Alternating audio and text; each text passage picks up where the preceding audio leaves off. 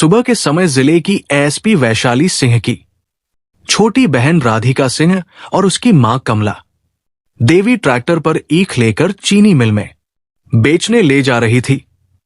Radhika Sinha college की student थी जो मां का हाथ बटाने के लिए आई थी और उसकी बड़ी बहन वैशाली सिंह सी जिले की एक बहुत बड़ी एसपी अधिकारी थी। जैसे ही वह ट्रैक्टर लेकर कुछ दूर गई, आगे सड़क पर एक पुलिस बैरियर लगा हुआ था। इंस्पेक्टर रमाकांत सिंधे अपने 2 हवलदारों के साथ रोड पर हर आने जाने वाले को जबरदस्ती चालान काट रहे थे और उनसे जबरन गुंडे की तरह पैसे वसूल कर रहे थे। जब राधिका सिन्हा और कमला देवी अपना ट्रैक्टर लेकर वहां पहुंची तो इंस्पेक्टर रमाकांत सिंधे ने उन्हें भी गुंडे की तरह हाथों का इशारा करते हुए रोका और गरजते हुए कहा, ए लड़की, ट्रैक्टर साइड में लगा और फटाफट गाड़ी का कागज दिखा। राधिका ने ट्रैक्टर रोक लिया। दोनों माम ट्रैक्टर से नीचे उतरी और बोली, जी साहब, हम फसल काटने के बाद यही पास वाली चीनी मिल में ले जा रहे हैं। अगर कागजात दिखाने हैं तो हमारे पास सारे कागजात हैं। रमाकांत सिंधे ने उसकी तरफ देखकर ठट्ठा लगाया। ओहो, बड़ी हीरोइन बन रही है और ये भिखारिन की तरह दिखने वाली बुढ़िया कौन है? राधिका ने कहा, ये मेरी मां है। तो रमाकांत सिंधे ने अकड़ते हुए कहा, तुम लोग इन्हीं ईखों के आड़ में कुछ छुपाकर तो नहीं ले जा रही हो? राधिका ने बोला, सर, आपको मेरे गाड़ी की तलाशी चाहिए तो औपचारिक तौर पर करो, लेकिन मुझे और मेरी मां को अपमानित करने का कोई हक नहीं है आप लोगों को। तभी एक सिपाही ने ट्रेलर से ईख को खींचा और ईख को चबाते हुए हंसकर बोला, सर, चेहरा देखो इनका, ऐसे बोल रही है जैसे इसका बाप डीएम हो। दूसरे सिपाही ने और भी बेहुदे अंदाज में कहा, सर, मुझे तो ये माम दोनों धंधा करने वाली लग रही है। ये शब्द राधिका के दिल में चुभ गए। उसकी आंखें लाल हो उठी। उसने गहरी सांस लेकर जवाब दिया, जुबान संभाल कर बात करो। ये मेरी मां है, हमारे पास सारे कागजात मौजूद हैं। अब सिर्फ अपना काम करो। किसी के बारे में ऐसे शब्द बोलना पुलिस वालों के मुंह से शोभा नहीं देता। इतने में इंस्पेक्टर रमाकांत सिंधे गुस्से में आंख सी भड़क उठा और बोला, अबे चुप, तेरी जैसी लड़की हमें बोलना सिखाएगी? हमें कानून मत सिखा। हमें अच्छी तरह पता है कौन सही है और कौन नहीं। चल, तेजी से निकाल। रमाकांत सिंधे ने कागजात को बिना देखे ही फाड़कर फेंक दिया और गरज कर चिल्लाया, अबे मूर्ख लड़की, हमें उल्लू बना रही है। नकली कागज दिखाकर सोचती है कि ऐसे ही निकल जाएगी। हमसे चालाकी कर रही है। राधिका को गुस्सा आ गया और बोली, सर, ये क्या बदतमीजी है? मेरे वो सारे ओरिजिनल कागज थे, आपने उन्हें क्यों फाड़ दिया? आपको किसने अधिकार दिया है कि एक पुलिस वाले होकर लोगों के साथ ऐसे बदतमीजी करो? आपको किसने अधिकार दिया है कि एक पुलिस वाले होकर लोगों के साथ ऐसे बदतमीजी करो? इतना सुनकर इंस्पेक्टर रमाकांत सिंधे आगे बढ़ा और बिना किसी झिझक के एक जोरदार थप्पड़ राधिका के चेहरे पर जड़ दिया। उसकी आवाज इतनी तेज थी कि पूरी सड़क पर सन्नाटा छा गया। राधिका का सिर झटक गया, आंखों में आंसू तैराए। एक बेटी जो उसी जिले की एक एसपी की बहन थी, आज उसी जिले में वर्दी पहने कुछ गुंडों के हाथों जलील हो रही थी। उसकी मां कमला देवी चीख पड़ी और आगे बढ़कर बोली, ए मेरी बेटी को क्यों मारा तुमने? हमें नहीं जानते हो कि तुमने किस पर हाथ उठाया है? रमाकांत सिंधे ने उन्हें धक्का देते हुए धमकाया, चुप भिखारी, ज्यादा बोलेगी तो तुझे भी ऐसे ही थप्पड़ मिलेंगे। दोनों सिपाहियों ने शैतानी हंसी के साथ कहा, हां, बड़ी तेज बन रही थी, देखो सारी तेजी निकल गई। राधिका का खून खौल उठा और उसका हाथ थप्पड़ का जवाब देने के लिए उठा, मगर फिर वही रुक गया। वो जानती थी कि अगर उसने उन गुंडों पर हाथ उठाया तो मामला और बिगड़ जाएगा और वही सड़कों पर तमाशा देखने वालों की भीड़ जमा हो गई थी। मगर किसी में हिम्मत नहीं थी कि आगे बढ़कर कुछ कह सके। उसी भीड़ में एक नौजवान लड़का आगे बढ़ा और इंस्पेक्टर से बोला, सर, ये सब गलत है। आपको इनके साथ ऐसा दुर्व्यवहार नहीं करना चाहिए। तभी इंस्पेक्टर गुस्से से तिलमिला उठा और बोला, क्यों, ये तेरी रखैल है जो न्याय की पाठ पढ़ा रहा है? चल भाग यहां से। फिर रमाकांत सिंधे चिल्लाते हुए बोला, इन दोनों को गाड़ी के अंदर ठूंसो और ले चलो थाने। वहां हम बताएंगे कि पुलिस की पावर क्या होती है। तीनों पुलिस वाले उन्हें धक्का देकर जीप में ठूंसने लगे। जीप में राधिका अपनी मां कमला को सीने से लगाए बैठी थी। कमला देवी रो रही थी और बेटी के चेहरे पर पड़े थप्पड़ के निशान देखकर सिसक रही थी। राधिका की आंखें आसमान की तरफ ठहरी हुई थी। चेहरे पर चुपी थी, पर दिल में एक आग जल चुकी थी। वो जानती थी कि ये जलालत चुपचाप नहीं सहने वाली। थाने पहुंचते ही रमाकांत सिंधे मूछों पर ताव देते हुए गरजा, अबे हवाले में ठूंस दो इन दोनों को। सुबह तक सारी अकड़ निकाल देंगे, फिर देखेंगे इनकी औकात। दोनों सिपाहियों ने धक्के मारकर मां और राधिका को एक बदबूदार कोठरी में बंद कर दिया। दरवाजा बंद होते ही कोठरी की दीवारों में उनकी सिसकियों की गूंज गूंजने लगी। मगर इन पुलिस वालों को इस बात का पता नहीं था कि बाहर एक ऐसा तूफान खड़ा था जिसकी कान में थोड़ी सी भी भनक पड़ी तो उनके थाने सहित पूरी जिंदगियां उलट पुलट हो सकती थी। कमला देवी ने रोते हुए कहा, बेटी, ये लोग हमें कहां बंद करके रख दिए, अब क्या होगा? राधिका ने अपनी मां को गले लगाया। उसकी अपनी आंखों में भी आंसू थे। मां, तुम फिक्र ना करो, बस थोड़ी देर की बात है, सब ठीक हो जाएगा। कमला देवी को सांस की बीमारी थी। राधिका सिन्हा मां की हालत देखकर समझ गई। वो भागती हुई शोर मचाने लगी, जल्दी मेरी मां को यहां से निकालो, उसका दम घुट रहा है, मर जाएगी। राधिका सिन्हा जोर जोर से चीखने लगी। करीबी दफ्तर में टांग पर टांग रखे बैठे इंस्पेक्टर रमाकांत सिंधे के कान में जब ये आवाज पड़ी तो वो सुनकर नजरअंदाज करता गया और फिर एकदम गुस्से से खड़ा हुआ और अंधेरी कोठरी में जाकर बोला, ए लड़की, क्या तूने बकबक लगा रखी है? सारे सुकून की ऐसी की तैसी कर दी। राधिका सिंह ने कहा, देखो मेरी मां की हालत बहुत खराब है, वो सांस नहीं ले पा रही, उसे यहां से निकाल दे। इंस्पेक्टर रमाकांत सिंधे ने कमला देवी की तरफ देखा और फिर बोला, यही मरने दे इस बुढ़िया को, वैसे भी 2-4 दिन में टपक ही जाना है, तू क्या करेगी इसको बचाकर? राधिका सिंह ने जब ये सुना तो वो अपने आप पर काबू ना रख पाई और इंस्पेक्टर के मुंह पर एक जोरदार थप्पड़ मार दिया। इंस्पेक्टर कुछ पल के लिए अपने चेहरे पर हाथ लगाकर अपने आप को देखता रहा कि एक इंस्पेक्टर को उसने थप्पड़ कैसे मार दिया। और अब इंस्पेक्टर आग बबूला होकर राधिका सिंह की चोटी को पकड़ लिया और उसे घसीटते हुए जेल से बाहर लाने लगा। कमला देवी ने जब यह देखा तो वो चिल्लाने लगी, छोड़ दे मेरी बेटी को, छोड़ दे। लेकिन इंस्पेक्टर रमाकांत सिंधे ने एक ना सुनी। वो राधिका सिन्हा को मारते घसीटते हुए अपने साथ वाले स्पेशल रूम में ले गया। अंदर जाते ही उसने दरवाजा लॉक किया और राधिका सिन्हा को एकदम जोर से जमीन पर धक्का दे दिया। ए लड़की, तूने मौत को अपनी दावत दी है। ऐसा कभी नहीं हुआ कि इंस्पेक्टर रमाकांत सिंधे पर किसी ने हाथ उठाया हो।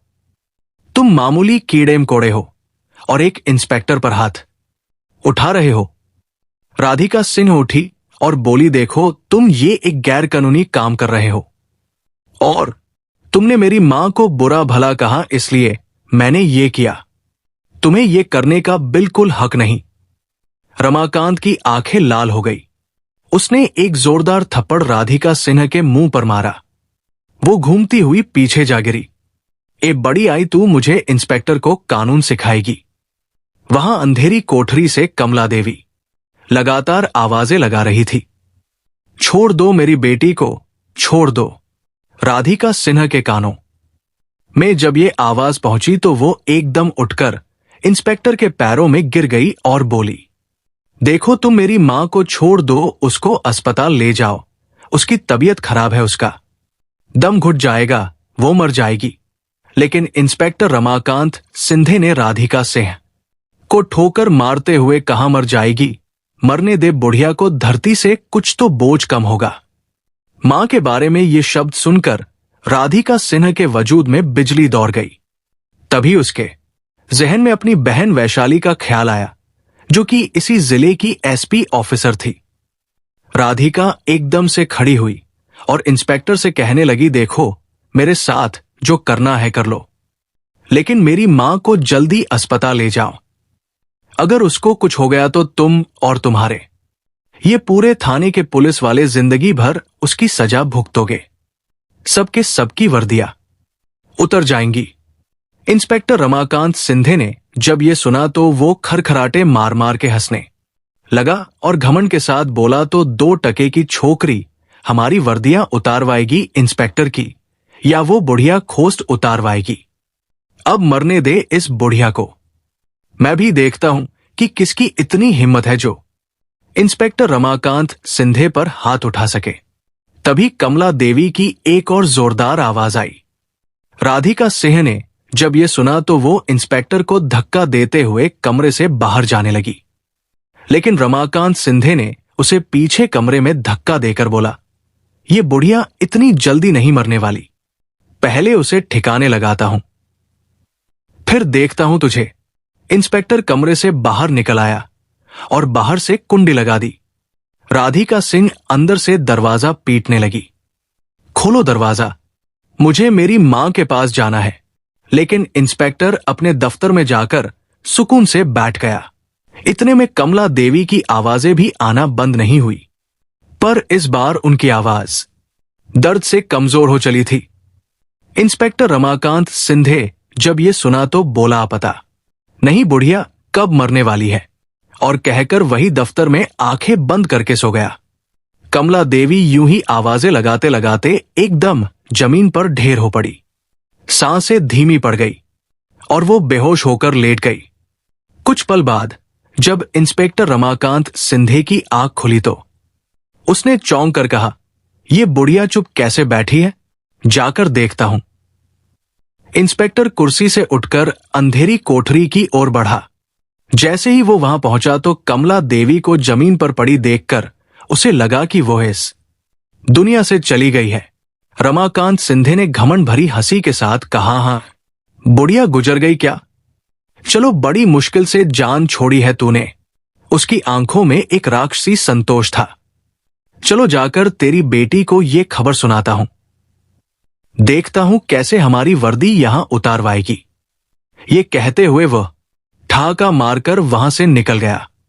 रमाकांत सिंधे ने राधिका सिन्हा को जिस कमरे में बंद किया था उस दरवाजे की कुंडी खोली और अंदर घुस गया। अंदर आते ही वो जोर जोर से हंसने लगा। राधिका ने जब इंस्पेक्टर की तरफ देखा तो आंसू और डर से उसका चेहरा फीका पड़ गया। वो दौड़ती हुई रमाकांत सिंधे के पास आई। मेरी मां की तबीयत कैसी है? मुझे उनसे मिलने दो, मैं हाथ जोड़ती हूं। उसने अवधि में गुहार लगाई। इंस्पेक्टर ने धिक्कारते हुए कहा, तुझे उस बुढ़िया से मिलने के लिए अब अगले जन्म का इंतजार करना होगा। राधिका के शरीर से जैसे जीवन ही निकल गया। कहां है मेरी मां? क्या हुआ उसको? ठीक तो है ना? उसने कांपते हुए पूछा। इंस्पेक्टर हंसते हुए बोला, बुढ़िया एक कोने में पड़ी हुई है, मरी सी। ये सुनकर राधिका के पैरों तले जमीन खिसक गई। वो एकदम पत्थर जैसी ठहर सी गई। तुरंत ही राधिका ने रमाकांत सिंधे को धक्का देकर पीछे हटाया और आवाजें लगाते हुए अंधेरी कोठरी की ओर दौड़ी।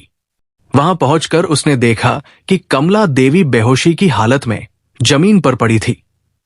मां को ऐसे पड़ा देखकर राधिका का दिल फटने लगा। वो कमला देवी के पास गिर पड़ी। मां, आंखें खोलो। मां, क्या हुआ तुम्हें?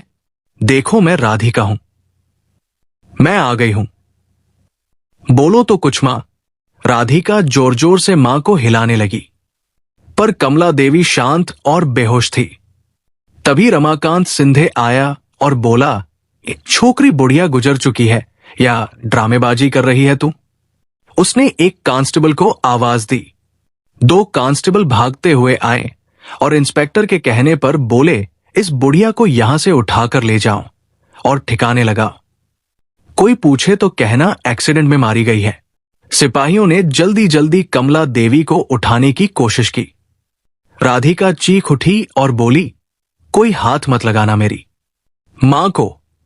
और तुरंत राधिका ने बेताब होकर इंस्पेक्टर रमाकांत सिंधे का कॉलर पकड़ डाला और चिल्लाते हुए बोली, तुम लोगों को मैं वो सजा दिलवाऊंगी जो सजा आज तक जिंदगी में किसी ने नहीं दी होगी। रमाकांत सिंधे ने एक झटका देकर अपना गला छुड़ाया और डीठ से कहा, अबे जा रे छुई मुई, किससे शिकायत करेगी? डीएसपी से, एसपी से, वे सब मेरे बेटी भाई बहन है, कोई हाथ नहीं लगा सकता मुझ पर। उसने और घड़ी भर के लिए राधिका को ठुकरा दिया कि उसकी आवाज ना मानी जाए।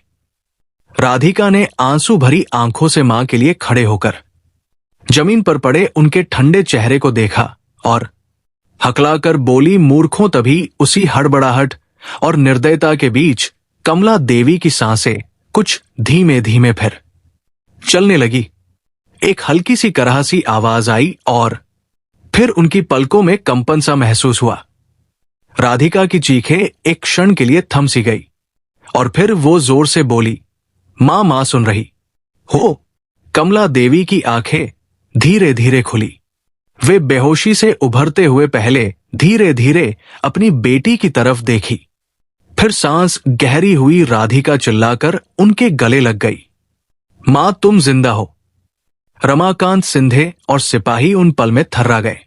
इंस्पेक्टर की घमंडित हंसी हंसते बोला, अरे बुढ़िया, तू तो जिंदा है, मुझे लगा कि तू तो टपक गई होगी।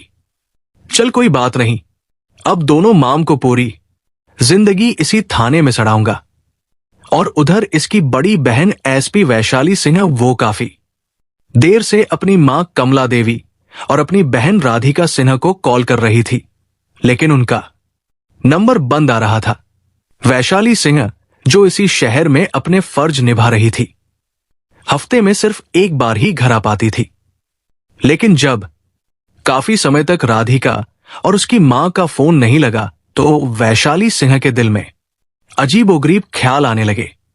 पता नहीं कॉल क्यों नहीं लग रही, ठीक तो होंगी ना मां और राधिका। तभी वैशाली सिन्हा को याद आया कि उसके घर के पास जो लड़का रहता है, वैशाली सिंह ने कहा, इसे कॉल करके पूछती हूं।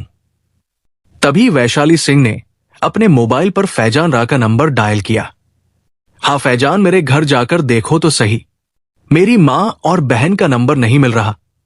सब खैरियत तो है? फैजान घर से बाहर निकला और देखा घर पर ताला लगा था। I am outside your house but it get is locked. यह सुनकर वैशाली सिंह बहुत परेशान हो गई। उसने उसी वक्त घर जाने का फैसला किया और एसपी वैशाली सिंह अपनी पुलिस अधिकारियों के साथ गाड़ियों का काफिला लेकर अपने शहर की तरफ निकल गई। गाड़ी में बैठी हुई वो लगातार अपनी मां और बहन के बारे में सोचती रही। कहां चली गई है वो दोनों? कुछ देर बाद वैशाली सिंह अपनी गाड़ी में पुलिस ऑफिसरों के साथ घर के बाहर पहुंची तो घर पर लगे ताले को देखा और इधर उधर लोगों से पूछने लगी, लेकिन किसी को उनके बारे में कोई खबर ना थी। पुलिस अधिकारियों ने घर का ताला तोड़ा और अंदर की अच्छी तरह तलाशी ली। पुलिस वालों ने पूरे घर की तलाशी ली, मगर अंदर भी कोई मौजूद नहीं था।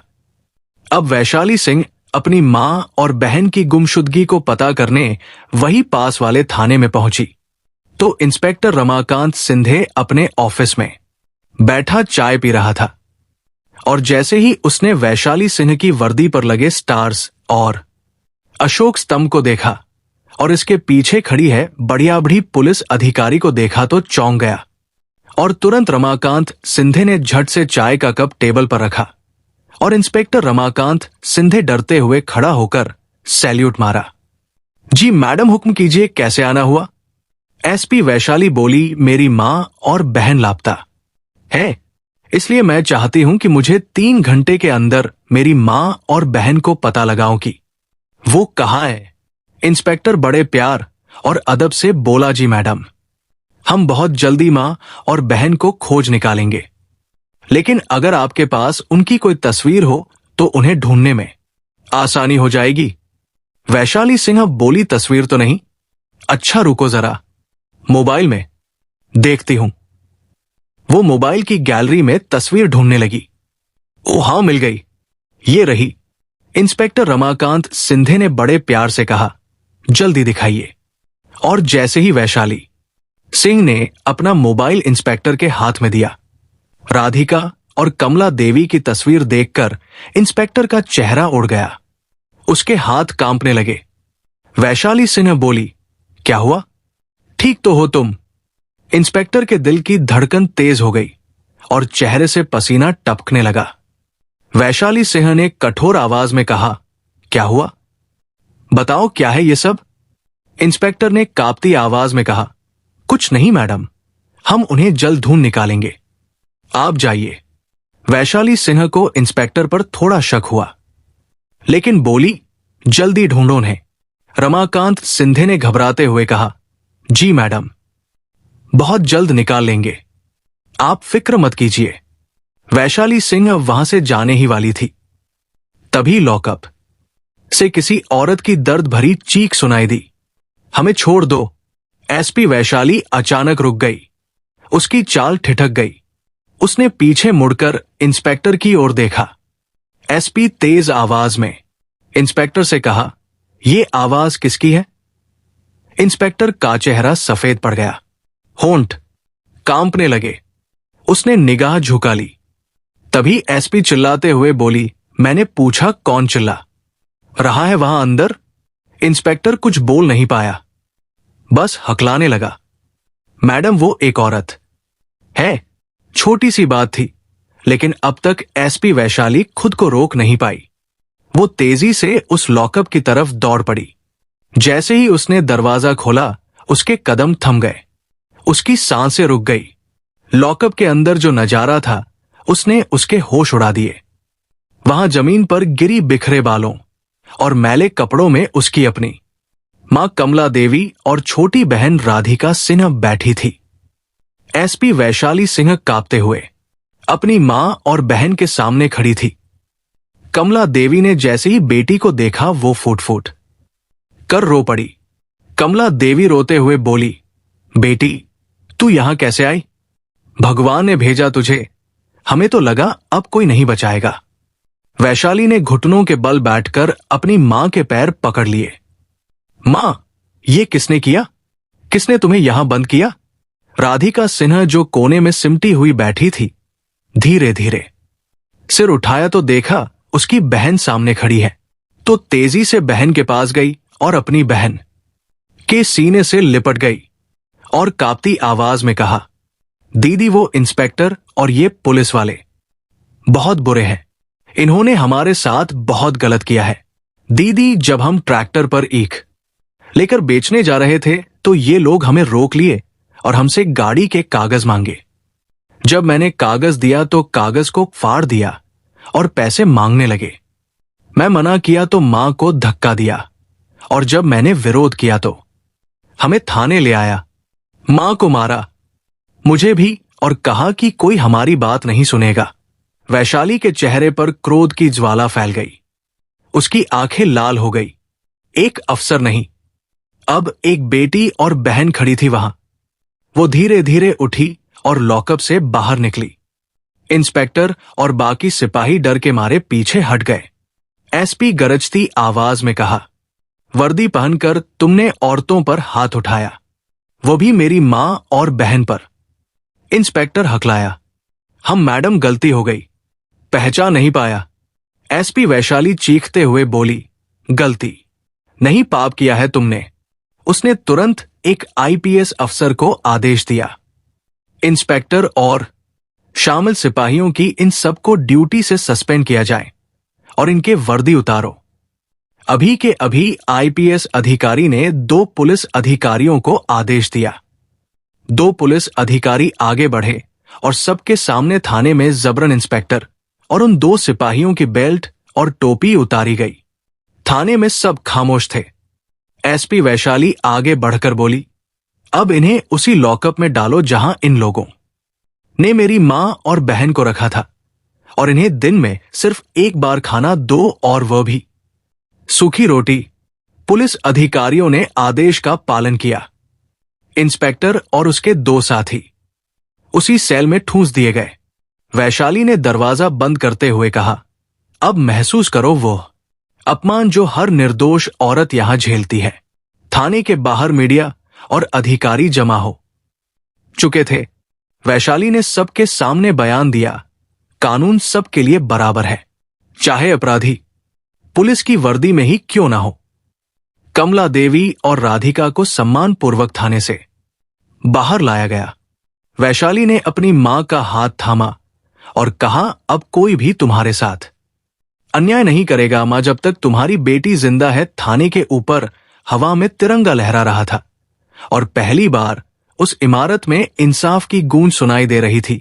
कहानी यहां खत्म होती है, लेकिन एक मजबूत सीख के साथ। अगर आप सच्चाई के रास्ते पर अकेले भी खड़े हैं तो याद रखिए, आपकी एक चिंगारी पूरी व्यवस्था में लगी आग को बुझाने की ताकत रखती है। जीत हमेशा सच की होती है। अगर आपको यह कहानी पसंद आई हो तो इसे लाइक करें और ज्यादा से ज्यादा लोगों तक शेयर करें, और हमारे चैनल को सब्सक्राइब करना ना भूलें, क्योंकि हम आपके लिए ऐसी ही प्रेरणादायक कहानियां लाते रहेंगे। तो दोस्तों, ये कहानी केवल मनोरंजन और शिक्षा के उद्देश्य से बनाई गई है। इसमें दिखाए गए सभी पात्र, घटनाएं और संवाद काल्पनिक है। किसी भी वास्तविक व्यक्ति, संस्था या घटना से इनका कोई संबंध नहीं है।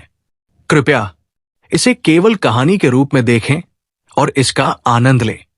हम किसी की भावनाओं को ठेस पहुंचाना नहीं चाहते।